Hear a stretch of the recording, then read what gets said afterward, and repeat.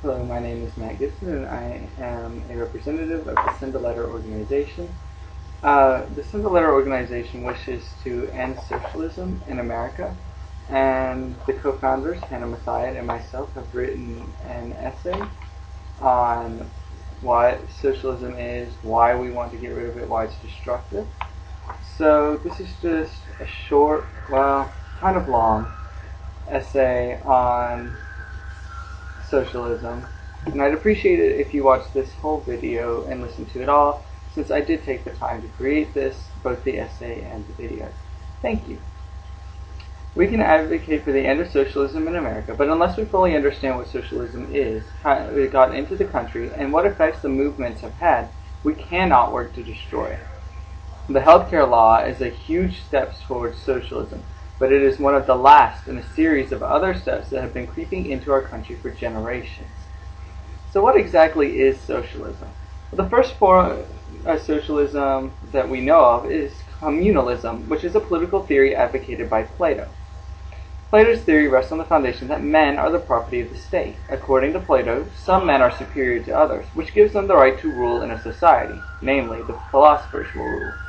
The practical application of this belief involved the taking of children from parents at birth to be trained by state educators, choosing jobs for children when they came of age, abolishing marriage, and the outlaw of all artists and musicians, since artists and musicians naturally must lie as part of their jobs.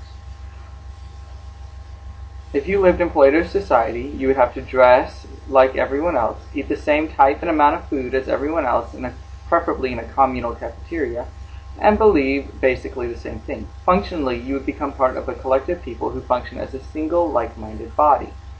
Plato's goal was to accomplish a perfect union, and from his ideas sprang the Nazi movement. But since Plato, socialism has been supported and promoted by many other philosophers, the most well-known being Karl Marx and Friedrich Engels, the founders of communism. The principles of communism, as stated by these two, are as follows. 1.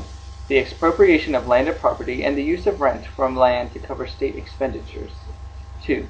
A high and progressively graded income tax. 3. Abolition of the right of inheritance. 4. The confiscation of the property of all immigrants and rebels. 5. The centralization of credit in the hands of the state by establishment of a state bank with state capital and an exclusive monopoly. 6. The centralization of transport in the hands of the state. 7. An increase in state ownership of factories and instruments of production, and the redistribution and amelioration of agricultural land on a general plan. 8. The universal obligation to work and the creation of labor armies, especially for agriculture. 9.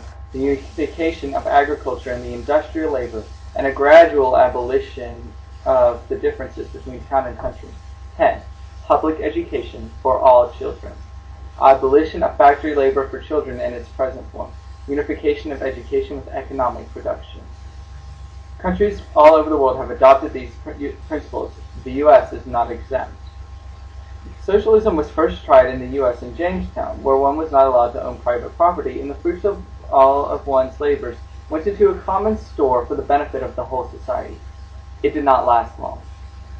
Nonetheless, socialist supporters have made great progress in turning the U.S. into a socialist country. Eugene V. Debs was a socialist union organizer from Indiana who helped to found the Social Democratic Party of America, which later became the Socialist Party of America. He also founded Industrial Workers of the World. The idea of the IWW is best stated by their explanation of why you should join. Workers and their employers do not have the same interests. Workers want shorter hours, higher pay, and better benefits. The easiest way to stand up for each other in our workplaces and communities, and the easiest way to improve our working conditions is to join a union. I quote from their site. The workers in league with this union are thinking like consumers, like the more for less consumer desires. These workers want more pay and better benefits, all for less work. The mentality produces that the employer should be working for their good, not that they should be working with him for the company. This employer versus employee mentality is one of the many situations where socialistic ideas thrive. Robert M. La Follette, also known as Bad Limbaugh, was the leader of the Progressive movement, which is a movement that is fundamentally similar to socialism. He introduced legislation concerning taxing and regulating the railroads. He claimed to protect people from the selfish interests of the few industrialists he saw in positions of power, and while running for president, he gained the support of the Socialist Party. Another progressive who furthered the progress of socialism was John Dewey. Dewey brought evolution into the school system, but he is best remembered as the father of progressive education. Progressive educators champion a democracy in which all members participate in important decisions. They claim to respect the diversity of individual children and support socialization as a method of schooling. Dewey's progressive theory is based on the idea that since the community is declining in supporting these ideas, the school should make up for it. The progressives stressed the arts and the emotions over the scientific and intellectual approach. To enforce these ideals, they sought to do away with the grading system, which means that they didn't want anyone to be better than anyone else academically. But such distinctions do exist. Some people are better academically. Some people are better mechanics.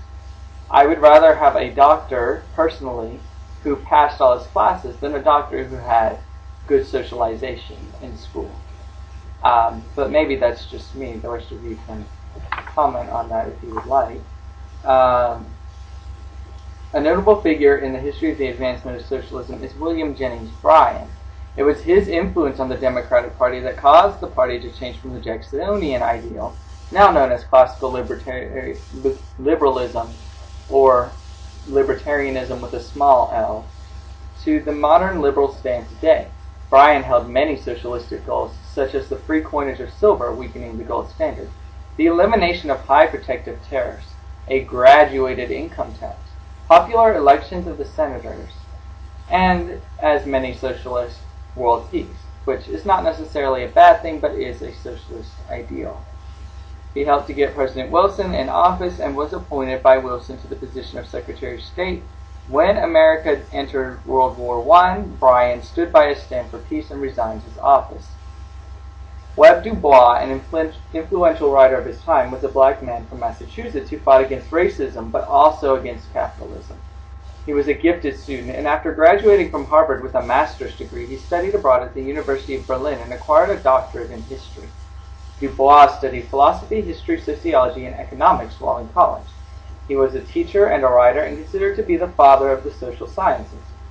The Niagara movement he later found to become the NAACP, which has worked to advance socialist movements. Influenced by the Russian system at the time, Du Bois became a communist. He was a member of the Socialist and American Labor parties. He incorporated many of his socialist ideas into his books, which were very influential at the time and thus added weight to the socialist movement that it would not have gotten elsewhere. Before his death, he immigrated to Ghana and joined the Ghana Communist Party. There are two presidents that have made significant contributions to the growth of socialism. There are more than two, but we have chosen two of the most grievous, in our opinion. At one point, Herbert Hoover was a president who passed major socialist legislation. At one point in his life, he donated food to the USSR, saying that he wanted to help the people regardless of politics. This is a very dangerous attitude that dismisses the idea that the food he had given to support the poor also went into the communist pantries and encouraged them to continue to starve the people of Russia. The USSR was dependent on these free supplies for its survival, and it survived only for the purpose of enforcing communism on the people, which was exactly what was starving them in the first place. He also introduced a bill that made the Reconstruction Finance Committee, or corporation, who would give money to failing businesses, farmers with foreclosed mortgages, reform banks, loan money to states to feed the unemployed, and expand on public works. Can anyone say first stimulus bill? These are very socialist causes. The idea of giving money to those who are incapable of earning is based on the assumption that those people will become responsible and get back up on their feet. However, what usually happens is that the money goes to a business or a person who does not know how to keep afloat and will never learn while he is being supported by others. Hoover was also a strong supporter of prohibition, which is one of the greatest forms of socialism introduced into the U.S. It is only socialism that It is only in socialism that it becomes the government's job to tell adults what they can and cannot drink. Prohibition has since been repealed, and due to its good intentions, it is generally overlooked or even applauded historically. Hoover's saving grace is that he did warn against the New Deal. We find it ironic that during Hoover's campaign for the Republican candidacy for president, he said that we in America today are nearer to the final triumph over poverty than ever before in the history of any land. A few months later, the stock market crashed. Franklin Delano Roosevelt, mostly known as FDR, was most well known for establishing the New Deal, but he also established the Works Progress Administration, in which unemployed members worked for the government, and the Civilian Conservation Corps, which gave jobs to the youth. Unfortunately, these groups became known for making work. It was said that one team would come to dig a ditch, and another came to fill it in. FDR passed the Agricultural Adjustment Act, National Recovery Administration, Social Security Act, National Labor Relations Act, Fair Labor Standards Act, and Federal Deposit Insurance Corporation, and the Emergency Banking Relief Act. All of these acts moved America towards socialism. The best way to destroy a country is to destroy it slowly. Small steps towards destruction are far easier to take than giant leaps. That is why the acts moving the U.S. towards socialism have been spread out throughout history. No, the healthcare law is not the first, and if the citizens keep quiet, it will not be the last. The Interstate Commerce Act was passed in 1887. It was designed to regulate the railroad companies, who were responsible for most of the shipping in the U.S. The bill's effect was that the government determined the fair and just shipping rates. It was also meant to abolish secret rebates and stop railroads from discriminating against smaller markets. The railroads were now far more limited in how they ran their business. The government kept an eye on them to make sure they didn't exercise their judgment in a way that would be less profitable to certain other markets. The main weakness of this bill is the justification was not checked. So the Interstate Commerce Commission lives on with additional duties. So while the bill may have been a good idea at the time, it's no longer really a good idea because the railroads no longer have a monopoly on transportation. The ideas of this bill were entirely socialistic, and we do not support them. But we grant that there may have been some little justification at the time, given the circumstances. The Sherman Antitrust Act of 1890 was the next major socialist legislation. Section 1 states, every contract, combination in the form of trust or otherwise, or conspiracy in restraint of trade or commerce among the several states or with foreign nations is declared to be illegal. It goes on to say that a violation of this is a felony with fines up to $10 million for corporations and $350,000 for people, which was a lot back in 1890, as well as up to 3 years in prison. The act makes it illegal to monopolize any part of trade or commerce among the several states or with the foreign nations, limiting the size and success legal for corporations. As you may see, this is blatant socialism. They regulate the businesses so they can't make deals and contracts to drive out competition in the area. This kind of competition in the business world is necessary for survival and the growth of each. The act also makes it illegal to have a monopoly on a certain market. A business with a monopoly over its market gets fined and its executives go to jail. However, you can't always control if you gain a monopoly over the market, and even if you can, it is a business's right to compete and to attempt to drive its competitors out of business. That is the idea behind a business.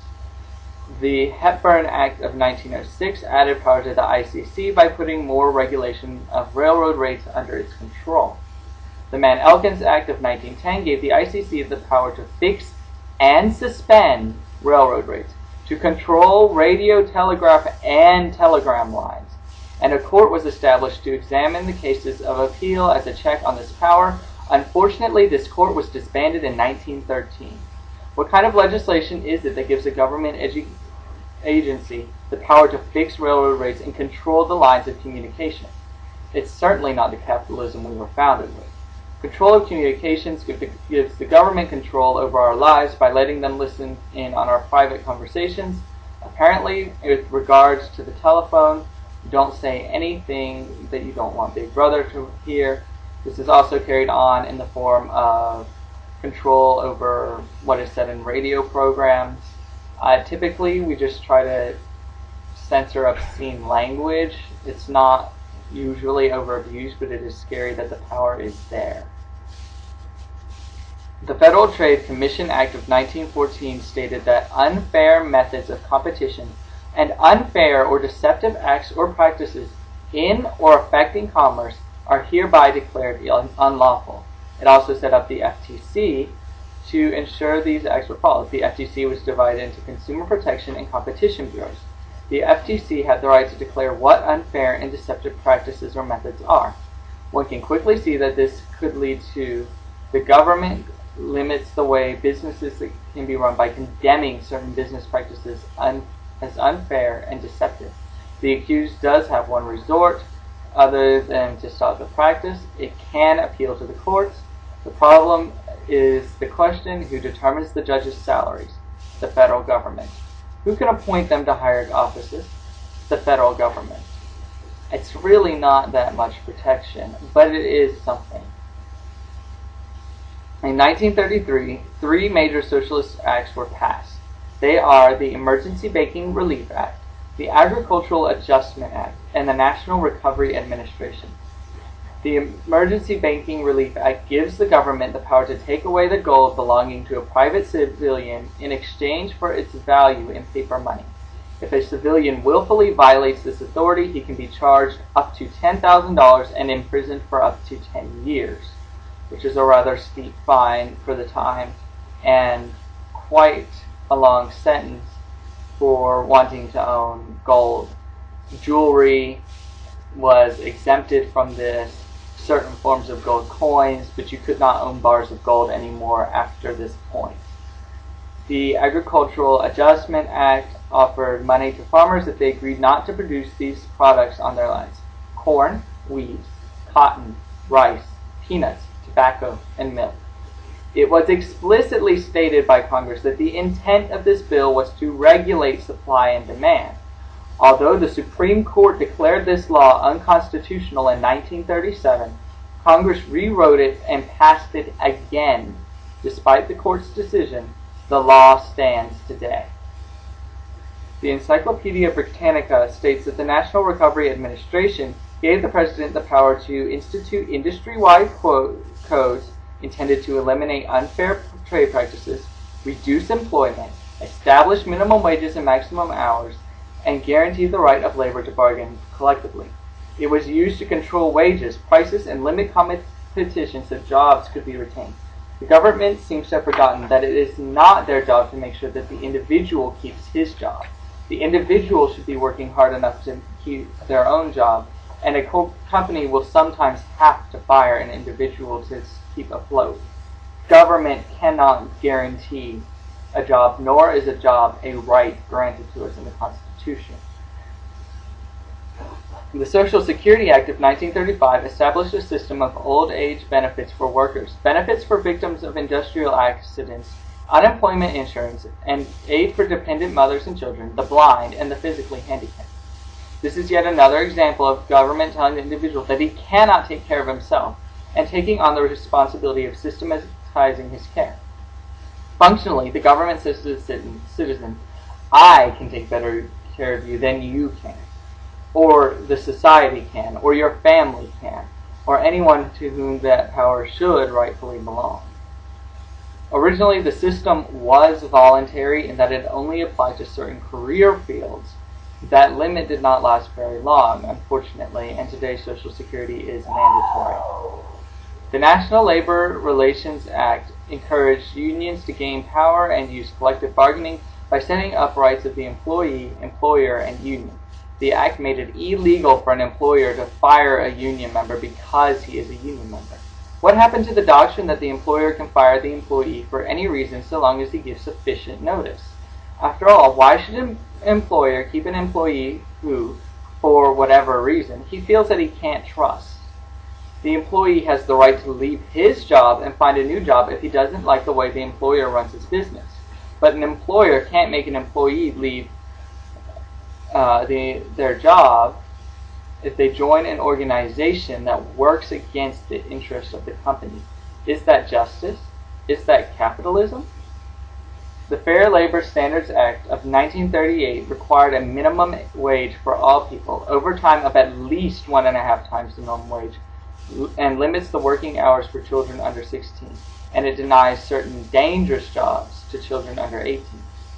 Since when have we let the government decide what is and is not safe for our children? That is rightfully the job of the parents, not the government. Minimum wage also hurts more than helps. When businessmen determine prices, they add in all that they spend, including wages, divided among their products, and add some for profit.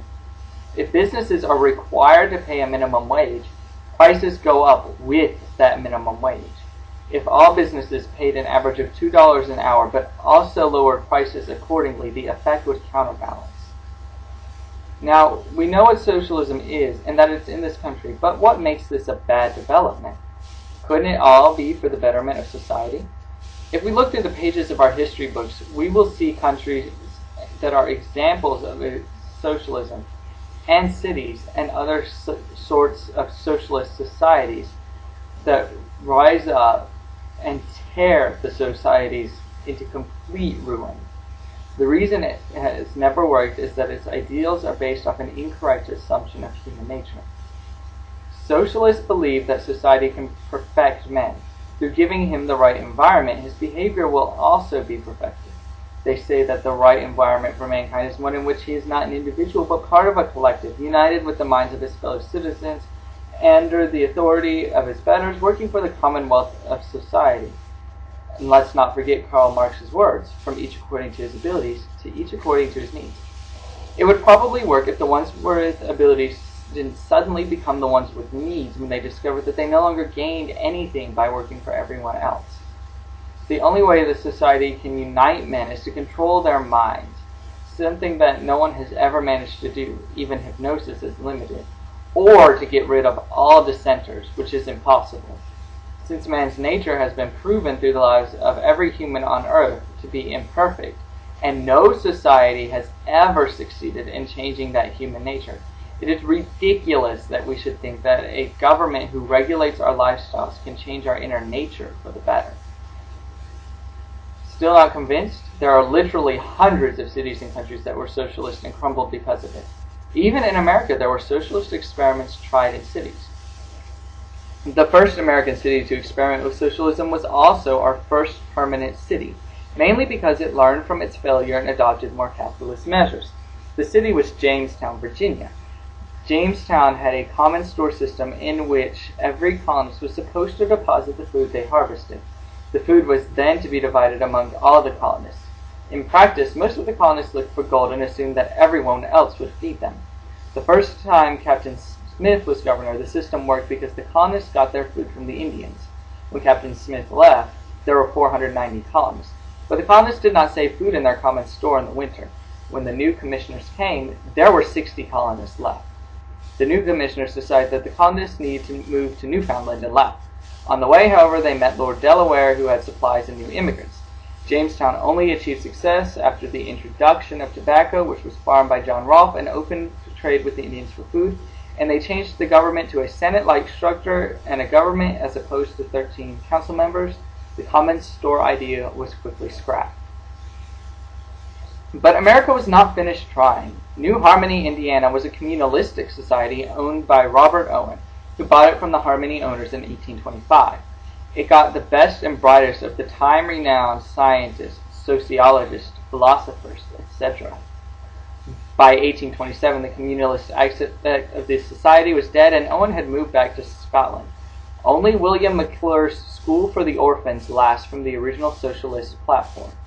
And of course, there was Brook Farm, a transcendentalist colony that lasted from 1841 until 1847.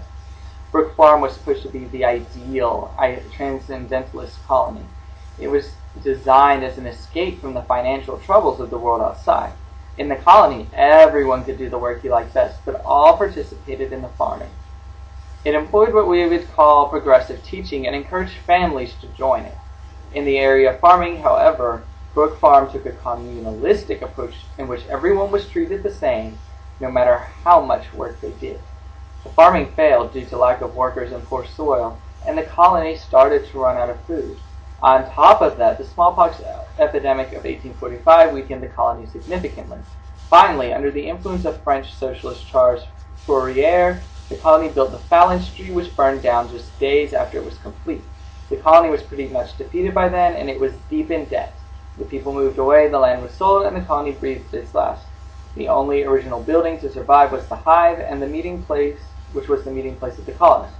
Since then, the colony has been rebuilt as a historic landmark of a failed American attempt at utopia. So we see that socialism has not worked in the U.S. Maybe this is just a result of the people here. Let's say, for argument's sake, that the people ruined the experiments, but it could work somewhere else.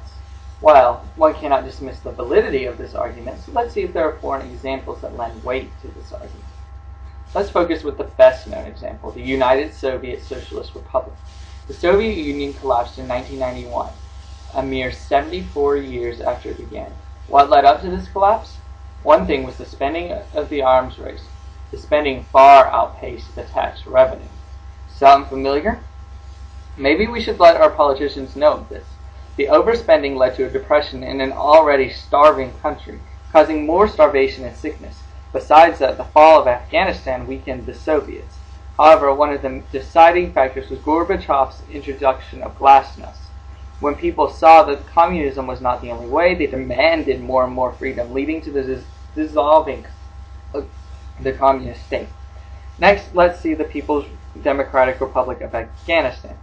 It collapsed in 1992, 14 years after it started. The revolution was started against the reigning president, a member of the royal family who had overthrown his relative, and was known as the Great Sour Revolution. People fled the new Afghan government, which lessened its workforce. In 1986, Afghan citizens managed to elect a non-party president. This marked the beginning of the end. The real blow, however, was the Soviet decision to withdraw in 1988 due to the cost of upkeeping the Afghan venture. The cost was related with the ongoing civil war of guerrilla warfare, which involved as many as 5 million Afghans. With the collapse of the Soviet Union in 1991, the Afghan government lost all of the aid, monetary and military, it was receiving from the Soviet Union, and the rebels lost the aid of the U.S. In overthrowing the government. To make matters worse, For the Afghan government, Russia started funding the rebels, and the Afghan government was short on food and fuel, helping to lead to the overthrow of the People's Democratic Republic of Afghanistan, which, by the way, was pretty much done for by this time anyway. It basically fell beforehand. Take this home with you today. Socialism is the belief that the whole is more valuable than the parts, and that the parts must feed the whole. It is the belief that humans don't have any natural rights to think for themselves or the rights to take care of themselves. It is a lie, and it is the monster that has destroyed many nations that could have been great. It has never worked. It will never work. But America is still reaching out for it nonetheless. It can be stopped, but you, citizen, are going to have to scream very loudly in order to stop it.